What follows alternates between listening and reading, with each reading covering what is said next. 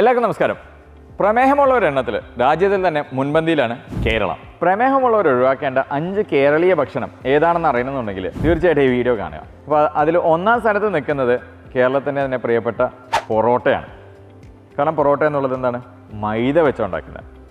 പിന്നെ അടുത്തത് വരുന്നത് എന്താണ്? കേരളത്തിൻ്റെ തനത് പുട്ട്. അടുത്ത പുട്ട് കഴിഞ്ഞാലോ മൂന്നാം സ്ഥാനത്തോ ഇടിയപ്പം അഥവാ നൂൽപുട്ട്. 4ാം സ്ഥാനത്ത് കേരളത്തിൻ്റെ തന്നെ തനത് ഭക്ഷണമായ ആപ്പം.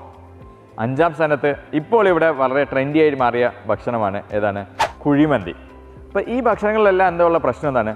അരിപ്പൊടി അഥവാ മൈദാപ്പൊടിയാണ് ഇതിനകത്തെല്ലാം തന്നെ ഉപയോഗിക്കപ്പെടുന്നത്.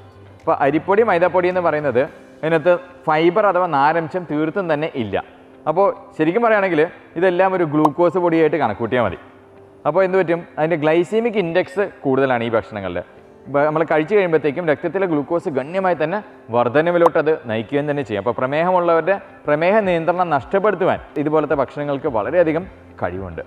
ഇതേപോലെ തന്നെയാണ് നമ്മുടെ ദക്ഷിണേന്ത്യ തന്നെ പ്രിയപ്പെട്ട ഭക്ഷണമായ ഇഡലിയും ദോശയും. അതും അരിപ്പൊടിയാണ്, വെള്ളരിപ്പൊടിയാണ്.